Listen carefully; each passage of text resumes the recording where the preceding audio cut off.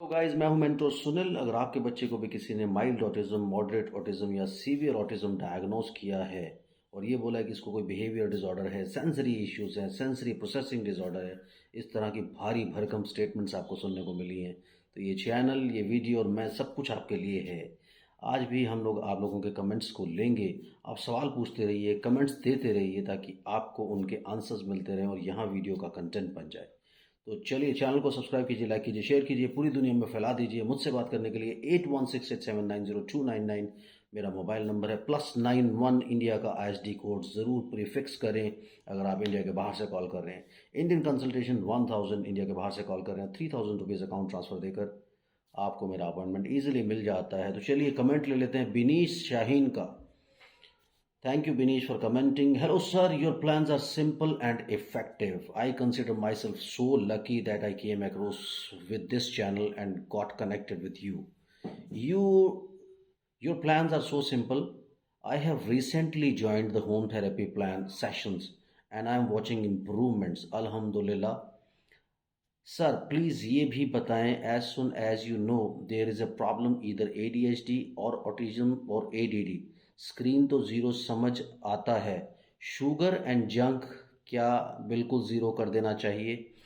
Basically Binish, मैंने पहले भी कई बार इस चैनल पे बताने की कोशिश की है कि मेरी तरफ से अनलेस एंड अनटिल आपके बच्चे को कोई फूड एलर्जी है, सबसे पहले फूड एलर्जी, क्योंकि आपको डिस्कवर हो ही जाता है जब आप बच्चे को ग्रूम करना शुरू करते हैं, आपको पता चल जाता है इसको ये चीज़ सूट करती है, ये चीज़ सूट नहीं करती। वो चीज़ों के लिए आप ज़रूर अवॉइड करें। लेकिन अगर आप कहें कि शुगर ना लें, आप जंक फूड नहीं खा सकते, आप ये नहीं खा सकते, आप वो नहीं खा सकते, आप GF CF डाइट लें, तो मेरी तरफ से ऐसी कोई रेस्ट्रिक्शंस नहीं है, क्योंकि मैंने ये देखा है। अभी मैं डॉली का कमेंट पढ़ूंगा, इस कमेंट के फ़ौरन बाद आप सब लोग भी रुके रहिए उस कमेंट को सुनने के लिए। डॉली एक डॉक्टर हैं और उन्होंने अपने बच्चे का होम थेरेपी प्लान्स मुझसे ज्वाइन किए हुए हैं और उन्होंने इस चीज़ को भी एक्सपेरिमेंट किया है। वो पहले इस तरह की डाइट्स और ये सब चीज़ें फॉलो करती थी, लेकिन बाद में उन्होंने मेरे कहने पर ये सब चीज़ें फॉलो नहीं की। कोई बड़ा डिफरेंस फॉलो करने में या फॉलो ना करने में देखने में मिला ही नहीं। इसलिए ऐसा कुछ मत सोच करके चलिए, रादर आपके बच्चे को ये सब चीज़ें अवॉइड करने से डेफिशिएंसी डिजीज़ हो जाती हैं, इसलिए कुछ मत कीजिए। सिर्फ़ और सिर्फ थेरेपी पे फोकस कीजिए, होम प्लान्स पे फोकस कीजिए, उससे सब चीज़ें ठीक हो जाती हैं। तो चलिए अभी मैं आपको वो कमेंट, यस, डॉली का ये कमेंट है बिनीश के कमेंट की कंटिन्यूटी में ही।